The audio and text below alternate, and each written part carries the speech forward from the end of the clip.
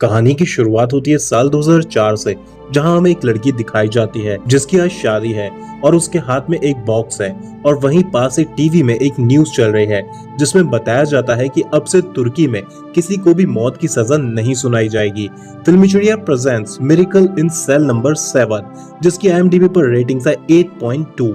और यहाँ से ये कहानी फ्लैशबैक में चली जाती है, जहाँ हमें 10 साल की एक बच्ची दिखाई जाती है जिसका नाम ओवा होता है और उसके पिता का नाम मेमो है, जो कि मानसिक रूप से कमजोर है।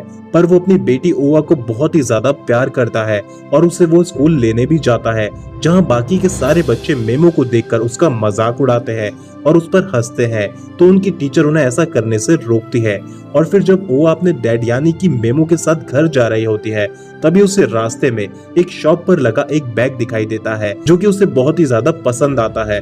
तो मेमो शॉपकीपर से उस बैग का प्राइस पूछता है, पर वो बैग बहुत ही एक्सपेंसिव था और मेमो के पास तो इतने पैसे ही नहीं थे। चूंकि शॉपकीपर मेमो को बहुत ही अच्छे से जानता था, तो वो उससे कहता है कि अगर बच्ची को बैग पसंद है तो तुम अभी बैग ले जाओ, पैसे बाद में दे देना।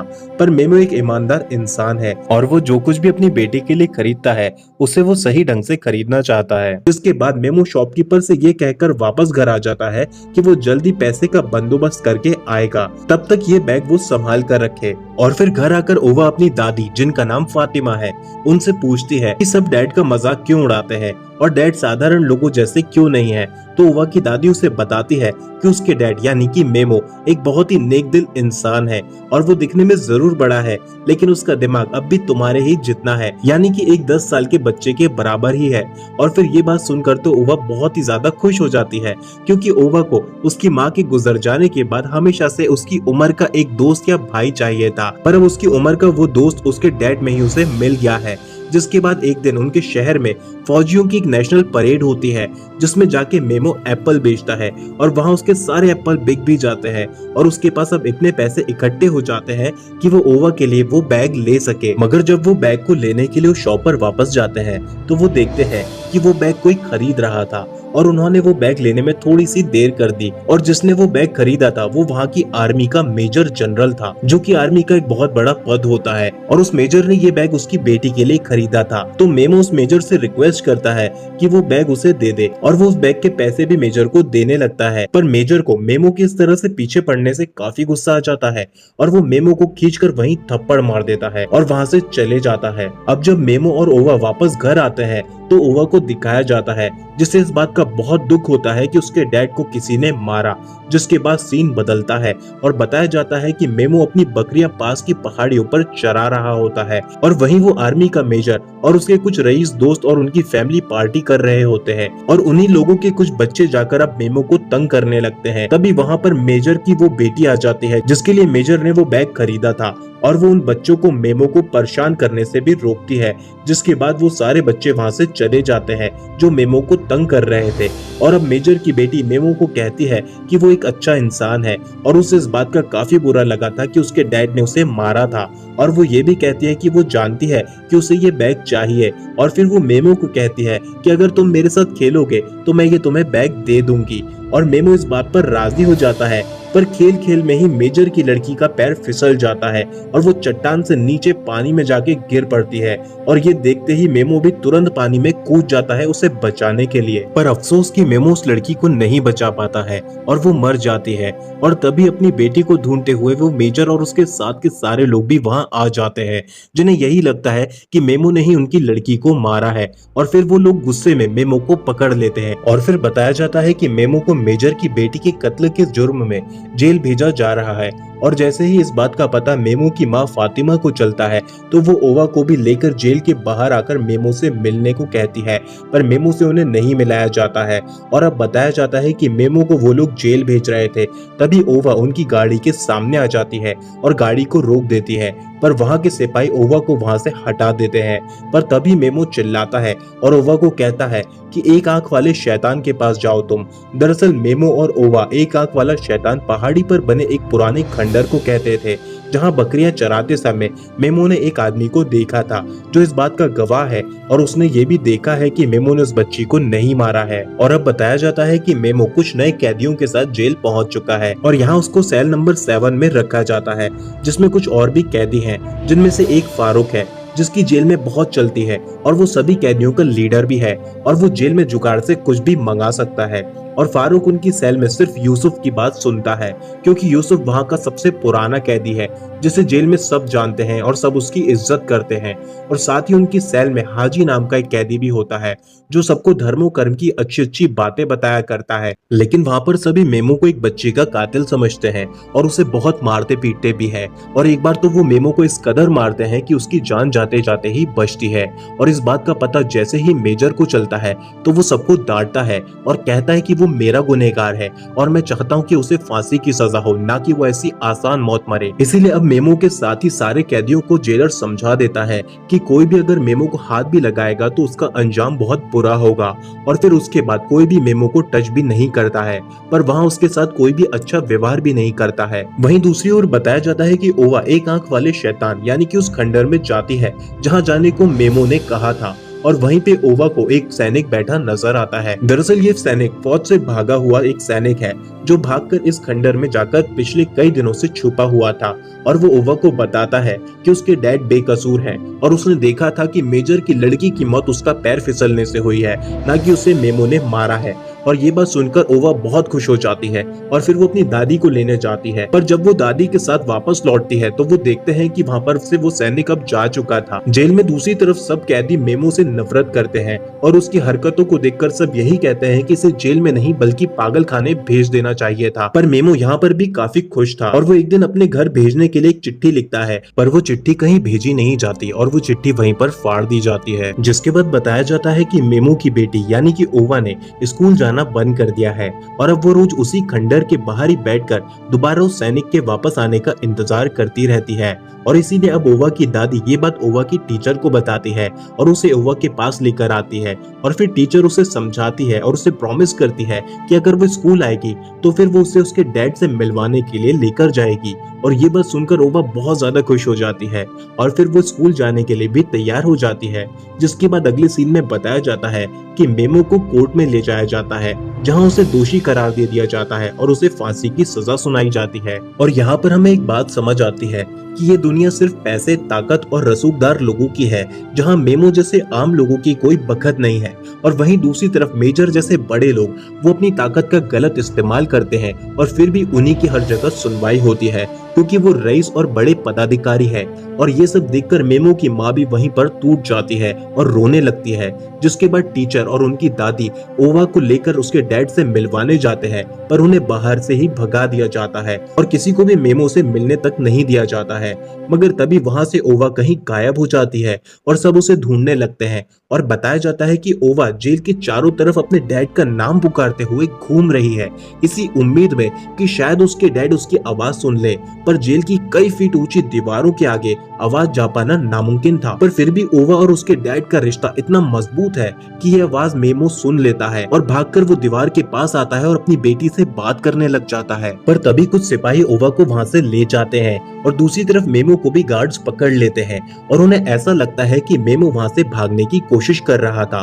पर साथ के कैदी गार्ड्स को कहते हैं कि वो भाग नहीं रहा था, उसे छोड़ दो। और इस इंसिडेंट के बाद से अब सारे कैदियों को भी मेमो से हमदर्दी हो जाती है और वो उसे अपने ग्रुप में शामिल कर लेते हैं और वो सब भी अब उससे बात करते हैं और उसकी बातें सुनते भी हैं और वो उसके साथ खाना खाते हैं और वो उससे उसकी फैमिली, उसकी बेटी और उसकी वाइफ की डेथ के बारे में भी उससे पूछते हैं। और फिर एक रात एक साथी कैदी जो जेल में फारूक को मारने के उद्देश्य से आया था, वो आधी रात में मौका देख के बाथरूम में फारूक पर चाकू से हमला कर देता है।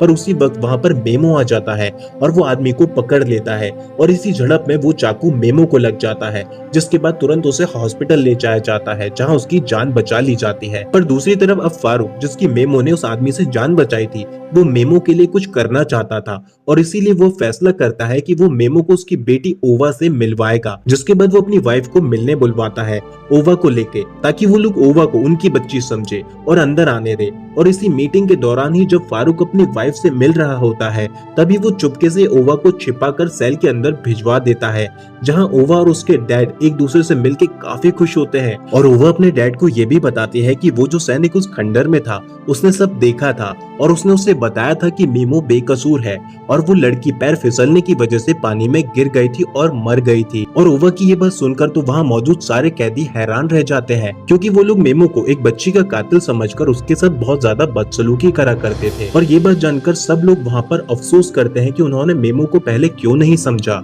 और फिर यहाँ कोई भी कैदी ओवा को ये नहीं बताता है कि ये जेल है, और सब कैदी ओवा को यही कहते हैं कि एक हॉस्पिटल है और वो सारे किसी न किसी बीमारी के कारण यहाँ पर आए हैं और उसके डैड भी जल्द ठीक होकर वापस घर आ जाएंगे। और यहाँ पर फिर ओवा हर एक कैदी से मिलती है और उनकी बीमारी के बारे में पूछती है। सब ओवा को कोई ना कोई बीमारी बताते हैं, जिसके कारण वो यहाँ हॉस्पिटल में भर्ती है। और फिर ओवा यूसुफ के पास भी जाती है और तब यूसुफ दीवार में बने एक निशान को देख रहा था और अक्सर ही यूसुफ उस निशान को देखा करता था, पर कोई भी कैदी ये नहीं जानता था कि यूसुफ आखिर उस निशान को ऐसे क्यों देखता रहता था। और ना ही कभी यूसुफ ने किसी को बताया था कि वो निशान वो क्यों देखता था। पर तभी यूसुफ के पास ओवा आके बोलती है कि आप उस निशान में क्या पेड़ को देख रहे हो। और ये बात सुनकर यूसुफ काफी भावुक सा हो जाता है, क्योंकि पहली बार किसी ने उस निशान का सही मतलब बताया था और दीवार पर बने इस निशान में यूसुफ को एक पेड़ नजर आता था। वहीं दूसरी तरफ बताया जाता है कि ओवा की दादी को घर पर ओवा कहीं भी नहीं मिलती है और उसी की चिंता में दादी को वहाँ पर हार्ट अटैक आ जाता है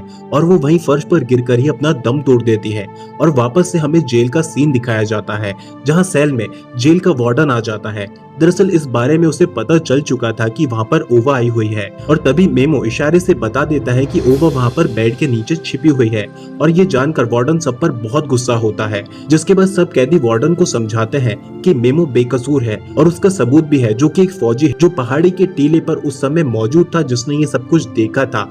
वार्डन एक अच्छा आदमी है और वो कभी नहीं चाहता कि किसी बेकसूर को सजा मिले, इसीलिए वो जाकर उस पुराने टीले पर ढूंढता है तो उसे वहीं पर दबी एक बंदूक भी मिलती है, जिससे ये बात साफ हो जाती है कि यहाँ पर कोई फौजी जरूर छुपकर रह रहा था। वहीं दूसरी तरफ बताया जाता है कि ओवा की दादी के गुजर जाने के बाद अब ओवा को उसकी टीचर उसके घर ले गई है और वो ही अब ओवा की देखरेख कर रही है। और अब वार्डन जेल हेड से बात करता है और उसे मेमो के निर्दोष होने की बात बताता है, पर हेड वार्डन से कहता है कि ये सब इतना आसान नहीं होगा, क्योंकि तुर्की में अभी मिलिट्री रूल है और जिसकी बेटी मरी है वो मिलिट्री का मेजर जनरल है। और इस बात का पता जैसे ही मेजर को चलता है तो वो उस फौजी को बुलवाता है और उससे पूछता है कि क्या उसने देखा था कि उसकी बेटी को मेमो ने मारा या नहीं। तो वो फौजी कहता है कि हाँ, उसने देखा था और उसकी बेटी का पैर फिसल गया था और मेमो तो उसे बचाने की कोशिश कर रहा था।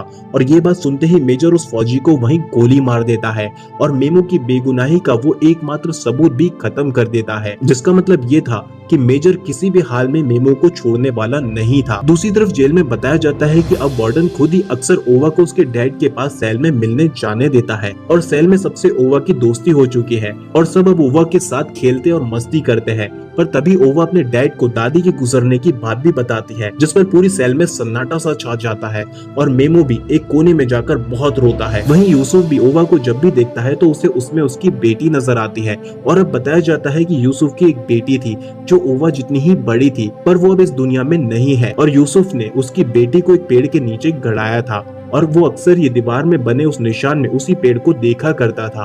दूसरी तरफ बताया जाता है कि वार्डन भी अब कुछ कर नहीं पा रहा है मेमो को बचाने के लिए और वहीं जेल में मेमो की फांसी की तैयारियां चल रही हैं। और फिर अब वो सुबह आ जाती है जब मेमो को फांसी के लिए ले जाया जाता है और तब मेमो आखिरी बार अपने सेल के दोस्तों से मिलता है और सबके गले लगता है और वो कहता है कि वो जल्द वापस आएगा। वो इस बात से अनजान था कि आज उसकी जिंदगी का ये आखिरी दिन है। और फिर मेमो को फांसी के फंदे पर लटका दिया जाता है और उसे वो सजा मिलती है जो जुर्म उसने कभी करा ही नहीं था। जिसके बाद अगले दिन ओवा को वार्डन और बाकी के सैनिक जाकर एक बॉक्स देते हैं जो उसे यूसुफ ने देने को कहा था। और अब कहानी में एक ट्विस्ट आता है और अब बताया जाता है कि यूसुफ को ओवा में अपनी बेटी नजर आती है और अब ओवा की दादी के गुजर जाने के बाद उसका सहारा सिर्फ उसके पिता मेमो ही थे। और अब इसीलिए यूसुफ कहता है कि मैं बहुत बड़ा डॉन हुआ करता था और मैंने बहुत से लोगों की जान ली है, जिसका मुझे अब बहुत पछतावा भी है, पर जो गलती मुझसे हो गई है उसे मैं सुधार तो नहीं सकता, पर कुछ अच्छे कर्म करके मैं उन गुनाहों को कम कर सकता हूँ, इसीलिए मेमो की जगह मुझे फांसी दे दी जाए। और यूसुफ की ऐसी बातें सुनकर सब उसे ऐसा करने से मना करते हैं, पर यूसुफ ये सब ओवा के लिए करना चाहता था, नहीं तो वो अनाथ हो जाती और फिर बताया जाता है कि वार्डन भी यूसुफ की बातों से सहमत हो जाता है और फिर वार्डन जेल के सारे गार्ड्स को बाहर दूसरे काम से भेज देता है और फिर उसी दौरान वो यूसुफ को फांसी दे देते हैं और मेमो को भी जेल से बाहर निकाल दिया जाता है और फिर उन्हें एक नाव के जरिए शहर से दूर भेज दिया जाता है।